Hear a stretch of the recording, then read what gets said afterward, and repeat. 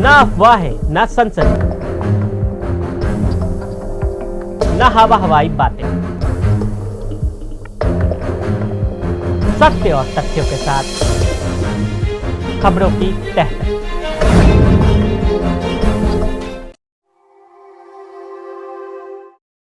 DMK की द्रविड़ राजनीति 2.0 निशाने पर राज्यपाल भी आए।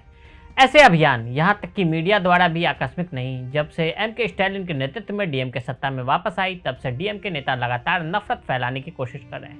स्टालिन की द्रविडियन स्टॉक टिप्पणी एक उदाहरण है। उस बयान के द्वारा वह एक गलत धारणा को पुनर्जीवित करने की कोशिश कर रहे हैं कि उत्तर भारतीयों की तुलना में दक्षिण भारतीय एक अलग जातीय समूह है।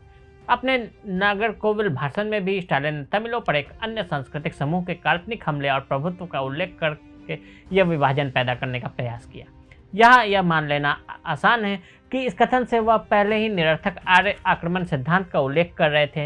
एक और काल्पनिक अवधारणा जो अब प्रचारित की गई है वो है शासन का द्रविड़ मॉडल। डीएमके के अनुसार यह भारत में उपलब्ध सबसे अच्छा शासन और आर्थिक मॉडल है। यदि चुनावों के तहत मुफ्त वस्तुओं के वितरण और भ्रष्टाचार के सार्वभौमिक को एक अच्छे मॉडल के रूप में स्वीकार किया जाता है तो इसे द्रविड़ मॉडल के रूप में माना जा सकता है। राज्यपाल पर निशाना। ओड्रिया अरासू प्रचार काउंटी की एकता और अखंडता को कमजोर करने के लिए एक नए डीएमके शासन द्वारा बनाया गया एक और अनावश्यक विवाद। द्रमुक नेताओं ने विधानसभा सहित इस बात पर जोर दिया कि वे केंद्र सरकार को दर्शाने के लिए मध्य अरासू या केंद्र सरकार शब्द का उपयोग नहीं करेंगे, बल्कि केवल ओड्रिया अरासू शब्द का उपयोग करेंगे जो कि केंद्र सरकार है। अपने तर्कों को सही ठहराने के लिए डीएमके नेताओं ने कहा कि वे केवल संविधान का पालन करते हैं। द्रमुक के लोगों ने अपनी दलील जीतने के लिए केवल संवैधानिक बहाने का इस्तेमाल किया। डीएमके के इतिहास और वर्तमान में उनके कार्य और बयानों का बारीकी से अवलोकन करने से विभाजनकारी रणनीति की स्पष्ट तस्वीर सामने आ जाएगी। उदाहरण के लिए इसी मुद्दे पर उन्होंने राज्य के राज्यपाल, जो राज्य के संवैधानिक प्रमुख भी हैं, उनके खिलाफ कई ऐसी बातें लिखी केवल इस कारण से कि वह उनके रुख से असहमत थे। आत्मसम्मान आंदोलन जिससे निकली तमिलनाडु की पार्टियां। आत्मसम्मान आंदोलन के संस्थापक पेरियार और अपने दृष्टिकोण में जाति और धर्म के घोर विरोधी थे। उन्होंने जाति और लिंग से संबंधित प्रमुख सामाजिक सुधारों की वकालत की और तमिल राष्ट्र की विशिष्ट सांस्कृतिक पहचान पर जोर देते हुए हिंदी के वर्चस्व का विरोध किया। 1938 में पेरियार की जस्टिस पार्टी और आत्मसम्मान आंदोलन एक साथ आए। 1944 में नए संगठन का नाम द्रविड़ कड़गम रखा गया। डीके ब्राह्मण विरोधी, कांग्रेस विरोधी और आर्य विरोधी थे। उन्होंने एक स्वतंत्र द्रविड़ राष्ट्र के लिए आंदोलन चलाया।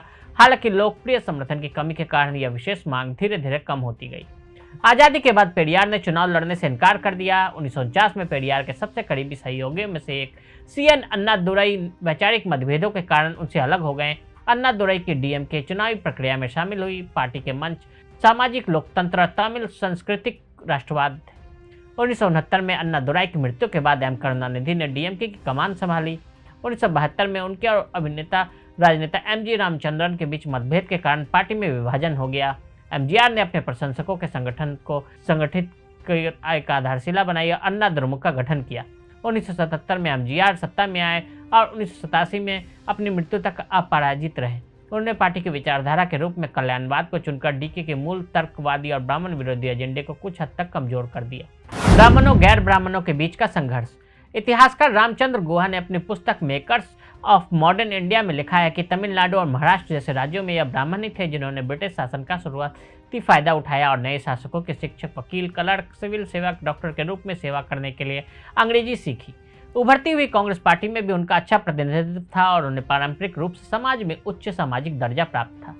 गुहा ने लिखा कि चाहे संयोगवश या जानबूझकर राज्य की नीतियों ने उन्हें आर्थिक और राजनीतिक दृष्टि से प्रभावी बना दिया।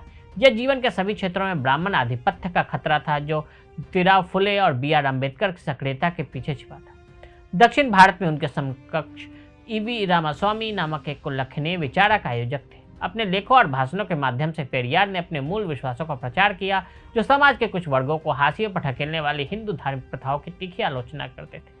डॉक्टर कार्तिक राम मनोहरन के लेख freedom from God Periyar and religion के अनुसार शुरुआत में पेरियार ने नास्तिकता और समाजवाद की वकालत करने वाले प्रमुख कार्यों के अनुवाद प्रकाशित किए, जैसे कार्ल मार्क्स और फ्रेडरिक एंगल्स की the communist manifesto, Bhagat Singh की क्यों मैं नास्तिक हूँ, बर्ट्रेड रसेल की मैं ईसाई क्यों नहीं। गुहा की किताब में पेरियार के कुछ लेख और भाषण भी शामिल हैं। एशिया का सुकरात कहे जाने वाले पेरियार का जन्म 1889 में एक धार्मिक हिंदू परिवार में हुआ। इसके बावजूद ताउम्र उन्होंने धर्म का विरोध किया। हिंदू धर्म की कुरीतियों पर इतनी मुखरता से अपनी बात रखी कि बहुत से लोगों को यह उनकी आस्था पर प्रहार लगा। अगर आप भी लेना चाहते हैं देश दुनिया की तमाम जानकारी तो आज ही सब्सक्राइब करें हमारे चैनल को। साथ ही नीचे दिए बेल आइकन को जरूर दबाएं ताकि हर अपडेट आप तक पहुंच सके।